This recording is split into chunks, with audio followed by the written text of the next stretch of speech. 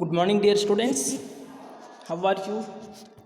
Yes, I am fine, and I hope all of you are fine.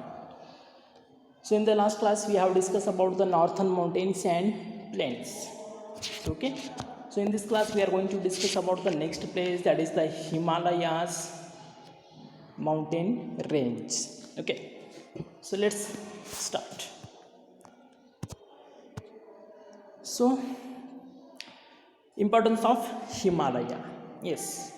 So the Himalayan from a natural wall between India and China. Yes. So we can see the line. So that is started from the Afghanistan till to Bangladesh. Yes.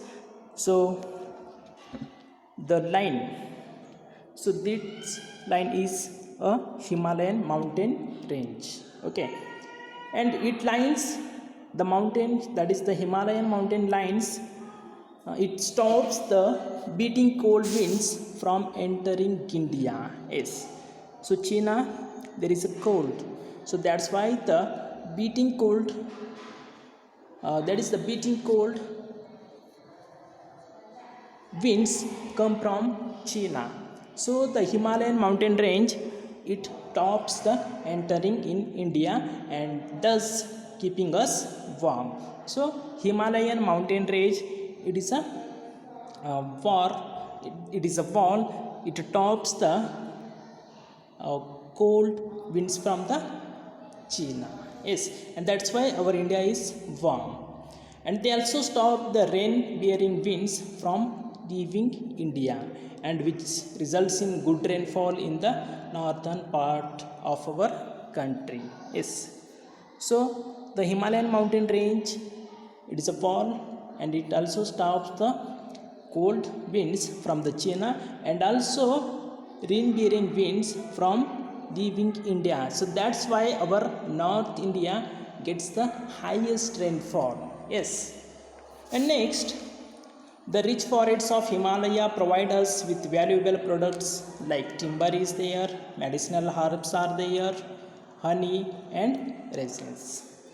Yes. So we can watch here. So these are the some minor forest products which we get from the forest. And in the Himalayan mountain range, there are so many animals are there. For example, white ox is there, snow leopards is there, rhinoceros and tigers live in the lower regions of the Himalayas. So that's why it is a habitat of animals. And the Himalaya contains the third largest deposit of ice and snow in the world after the Antarctica and the Arctic. So it has a deposit of ice. So Antarctica and the Arctic, it has also a ice, and that's why the Himalaya, it is considered as a third largest deposit of ice. Yes. And the Siachen glacier.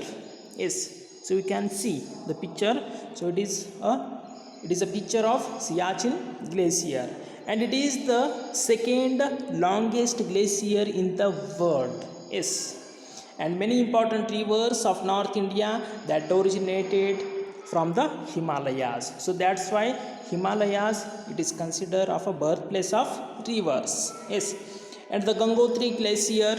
Yes. So Gangotri glacier is there, that is the source of Gangas, whereas the Yamunotri glacier, that is the source of Yamuna, are in Uttarakhand. Yes. So you can see the Ganga rivers that originate in the that is Uttarakhand. Yes. And Yamunotri, that is Yamuna river, it is also originate in the Himalayan range. So that's why the Gangotri glacier and the Yamunotri glacier are in the Uttarakhand. Next, so the Himalayas have three parallel ranges. So let us see which are they. Yes. So first one is Himadris, that is Greater Himalaya. Yes.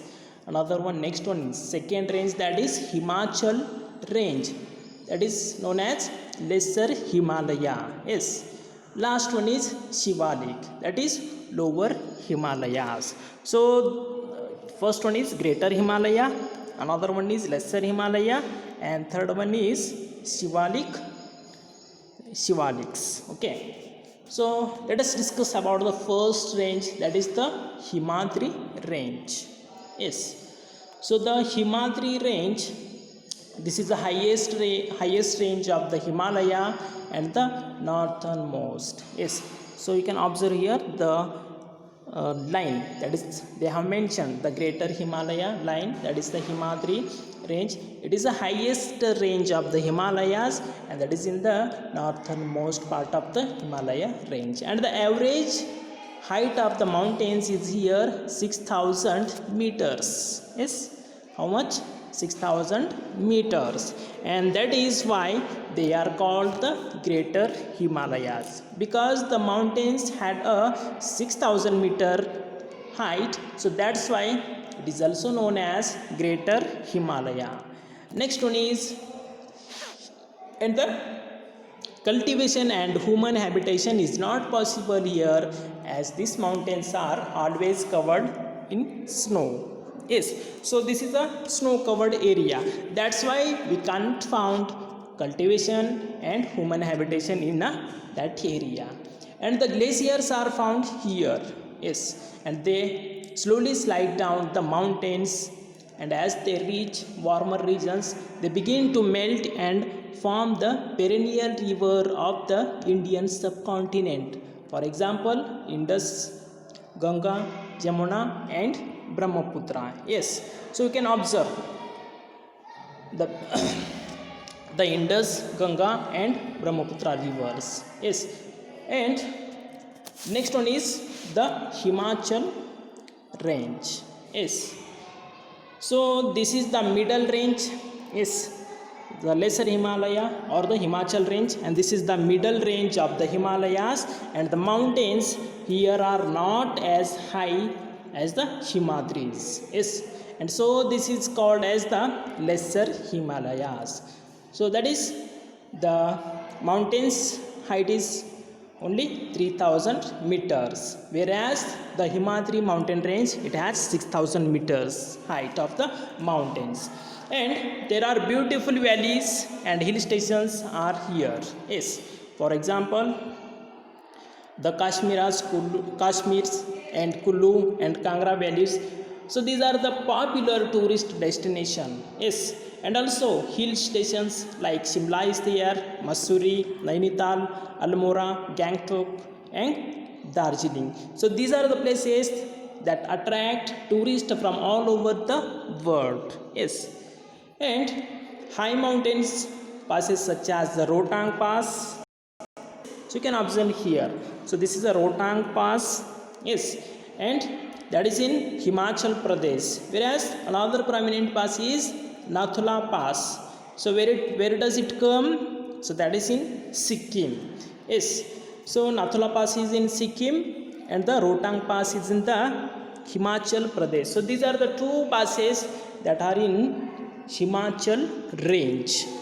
So next one, the winter months are very cold, but the summers are cool and pleasant. Yes, during the winter season, it is very cold.